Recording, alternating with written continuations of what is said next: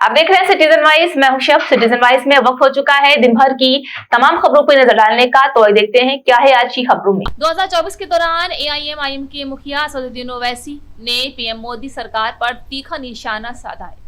सदन में ओवैसी ने कहा है कि बीजेपी मुस्लिम नफरत की राजनीति पर चुनाव जीतती है, लेकिन फिर भी मुसलमानों के लिए बीजेपी के दरवाजे नहीं खुलते।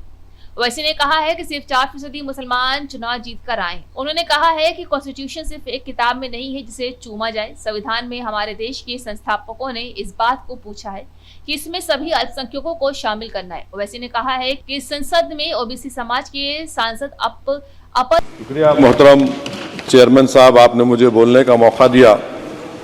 मैं शुरुआत में बताना चाह रहा हूं कि मैं हुकूमत की तरफ से लाए गए इस रेजोल्यूशन की मुखालिफत में बोल रहा हूं और मैंने अमेंडमेंट्स भी दिए हैं प्रेजेंट एड्रेस के लिए। और चेयरमैन साहब, आप उर्दू को जानते हैं। किसी एक शायर ने शायद बरसर इख्तिदार जमात के लिए ये शेर कहा होगा कि उसूल बेचकर मसनद खरीदने वालों, निगाह अहले वफा में बहुत हकीर हो तुम। वतन का पास तुम्हें था ना होगा कभी कि अपने हिर्स के बंदे हो, बेज़मीर हो तुम। इज्जत नफ्स किसी शख्स की महफूज नहीं, अब तो अपने ही निगहबानों से डर लगता है। डंके की चोट पे जालिम को बुरा कहता हूँ, मुझे सूली से न जिंदानों से डर लगता है। मोहतरम चेयरमैन साहब, मैं आज इन लोगों की तरफ से बोल रहा हूँ जो दिखते तो हैं, जिनके बारे में बात तो होती है मगर उनकी कोई नहीं सुनता। मैं उनके बारे में बोल रहा हूँ जिनके बारे में वजीर आजम मोदी ने कहा था कि घुसपैठी है। मैं उन बेटियों और माओं के बारे में कह रहा हूँ जिनके बारे में मोदी ने कहा कि ज़्यादा बच्चे पैदा करते। मैं उन मासूम नौजवानों के बारे में कह रहा हूं जिनको मॉब लिंचिंग के जरिए मारा जा रहा है। मैं उन बेजुबान माँ और बाप के बारे में बोल रहा हूं जिनकी औलाद आज इस हुकूमत के गलत कानून के चक्कर में जेलों में सड़ रहे हैं। सर, मैं दस्तूर जब इस ऐवान में बन रहा था, संविधान बन रहा था, तो उस वक्त अलहदा वोटर लिस्ट और इंतखाबी रिजर्वेशन की बात आई। तो उस वक्त के हमारे फाउंडिंग फादर्स ने, हमारे बुजुर्गों ने, दोनों समुदाय के हिंदू और मुसलमानों ने फैसला किया कि हम इस पर राजी नहीं होंगे। बल्कि उन्होंने क्या कहा था हमारे फाउंडिंग फादर्स ने, उन्होंने मुखालिफत की थी अलहदा वोटर लिस्ट की और इंतखाबी रिजर्वेशन की। उन्होंने कहा था, I quote sir, it is the duty of majority community to ensure that minorities are elected in the representative numbers. BJP मुसलमानों की नफरत पर जीतती है और मुसलमानों के नाम निहाद मसीहा मुसलमानों के 90% ज्यादा वोट हासिल करते हैं, मगर फिर भी इस ऐवान के दरवाजे नहीं खुलते मुसलमानों के लिए और सिर्फ 4% मुसलमान जीत कर आते हैं। सर, संविधान सिर्फ एक किताब नहीं है जिसे चूमा जाए। संविधान एक किताब नहीं है जिसे दिखाया जाए। संविधान एक सिंबल भी है, मगर संविधान एक हमारे बुजुर्गों के ख्वाबों की किताब है। हमारे जमहूरियत को हमारे बुजुर्गों ने इस तरह समझा, हमारे फाउंडिंग फादर्स ने इस तरह जमहूरियत को समझा कि इसमें हर समुदाय और मजहब और समाज के मानने वाले लोगों की राय को शामिल किया जाएगा इस मुल्क को चलाने के लिए। मगर इस ऐवान में सिर्फ 4% मुसलमान जीत कर आते हैं। मैं संविधान से जो मोहब्बत के दावे करते हैं उनसे कहूंगा कि कभी उठाकर पढ़ो कॉन्स्टिट्यूएंट असेंबली डिबेट्स में कि नेहरू ने, HC मुखर्जी ने, सरदार हुकुम सिंह ने माइनॉरिटीज के बारे में क्या कहा था। सर, वतन अजीज का मुस्तकबिल कैसा होगा जब बीजेपी मुझे गायब करना चाहती है और दीगर हिज़्ब इख्तिलाफ की पार्टियां के लिए मेरा वजूद सिर्फ वोट डालना और अपनी खबर में जाकर सो जाना है। इसीलिए आप देखते हैं कि ये समाजी इंसाफ है सर कि 4% मुसलमान जीत कर आते हैं। सर, इस ऐवान में ओबीसी समाज के MP अब अपर कास्ट के MP के बराबर हो चुके हैं। ओबीसी समाज के MP अब अपर कास्ट MP के बराबर हो चुके हैं और 14% मुसलमान सिर्फ 4% जीत कर आते हैं। CSDS का डेटा यह बताता है कि इस मुल्क में जो वोट बैंक है, जो एक मुश्त वोट डालता है, वो अपर कास्ट का है। मुसलमान का कभी ना वोट बैंक था ना कभी रहेगा। सर, 4 जून के बाद 6 मुसलमानों की मॉब लिंचिंग हुई।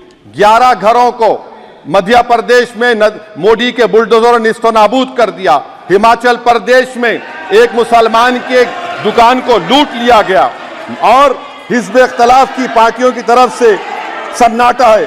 शायद अब वक्त आ चुका है कि लफ्ज मुसलमान का नाम लेना भी अब उस पर पाबंदी आयद कर दी जाएगी।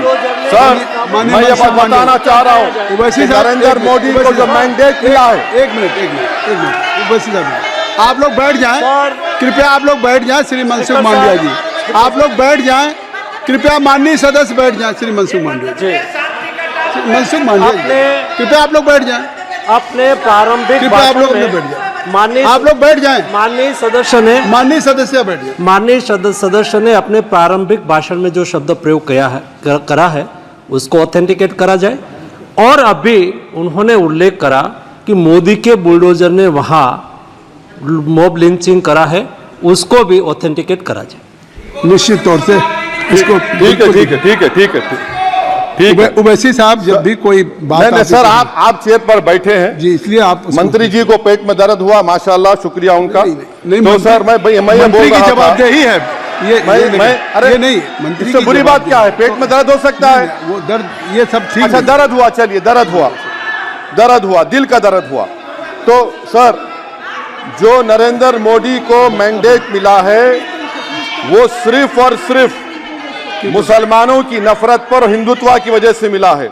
आई would like to say it is not Modi's in dock, but every single person voted him despite his anti Muslim voice. And I would like to tell the opposition parties, this is not a moral victory for you, this is a victory of majoritarianism. Everyone should contemplate and do introspection. Why is it that the OBCs and the upper caste are getting their due representation? Why are the Muslims not getting? Are we here only to vote for you and not to get elected? If that is the case, please tell us that we are only here to vote for you. Sir, आज भारत के आधे नौजवान बेरोजगार हैं और रोजगार की तालाश, बेरोजगारी का आलम यह है सर कि मोदी सरकार के 5 साल में 75 लाख एस्पिरेंट्स की जिंदगी बर्बाद हो गई, 6 पेपर लीक हुआ। बेरोजगारी का आलम यह है सर कि रशिया जा रहे हैं, वहां जाकर अपनी जानों को दे रहे हैं। बेरोजगारी का आलम यह है कि नरेंद्र मोदी रोजगार का कैंप चलाती है नौजवानों के लिए कि तुम इजराइल में जाकर काम करो, उनको कैनन फॉडर बना रही है ताकि फलस्तीनियों की जायदादों को हड़प कर सके। ये भी कंक्लूड करें। अरे सर, मेरा टाइम है। कहाँ टाइम है सर? आप ये टाइम ले लिए मेरा। सर, मैं 2 मिनट दीजिए। ये विश्वगुरु की पॉलिसी है। इजराइल को 27 टन हथियार जा रहा है। 9 मिलियन भारत के लोग गल्फ में काम करते हैं, क्या असर पड़ेगा? 47,000 इजरायली फलस्तीनी मार चुके हैं। क्या है हमारी पॉलिसी सर? क्यों हथियार दे रहे हैं? सर, नस्लकशी हो रही है। सदर जमहूरिया के खुतबे में राष्ट्रपति के, सर मैं उसी पे बोल रहा हूं सर, उसमें लिखा हुआ है फॉरेन पॉलिसी के ऊपर, आप पैराग्राफ नंबर 25 देख लीजिए। सदर जमहूरिया में सैचुरेशन अप्रोच है। क्यों नहीं मोदी सरकार माइनॉरिटीज को फ्री स्कॉलरशिप को डिमांड करती है सर? उसको आपने बजट कम कर दिया। सर, बनारस का बुनकर 18 महीने से मंडी का शिकार है, सूरत और बेंगलुरु जा रहा है। सर, आखिरी बात कंक्लूड कर रहा हूं, आखिरी बात सर, पनून केस में निखिल गुप्ता, मोदी ने कहा था कि हम घर में घुसकर मारा, तो निखिल गुप्ता को किसने ऑर्डर दिया था पनून को मारने का? अगर नहीं दिया तो उसको बचाइए, और अगर दिया नहीं तो फिर उस पर पीएमएलए क्यों नहीं लगाते? सर समाप्त करो। कमेटी बनाई आपने, उसका क्या हुआ? सर, हम एससीओ को नहीं जा रहे। सर, मैं आपको बता रहा हूं कि मैं अपनी इस तकरीर को टीपू सुल्तान की नजर, सुनिए सर, अब हो गया खत्म कर रहा हूं सर। मैं अपनी तकरीर को टीपू सुल्तान की नजर कर रहा हूं। ये टीपू सुल्तान की फोटो है, क्या आप इससे भी नफरत करेंगे? सर, ये संविधान में टीपू सुल्तान की फोटो है जिस पर वल्लभ भाई पटेल ने साइन किया, श्यामा प्रसाद मुखर्जी ने साइन किया। ये आपकी नफरत है सर। आखिर में मैं अपनी बात को खत्म कर रहा हूं इस शेर पर कि क्या दिन दिखा रही है सियासत की धूप छांव, जो कल सपूत थे वो कपूतों में आ गए, थे इस कदर अजीम के पैरों में ताज थे, इतने हुए जलील के जूतों में आ गए। बहुत बहुत। तो इसी आज की अहम खबर, ताजा खबरों के अपडेट के लिए जुड़े रहिए हमारे साथ सिटीजन वाइज पर। हमारे चैनल को लाइक, शेयर और सब्सक्राइब करना ना भूलें।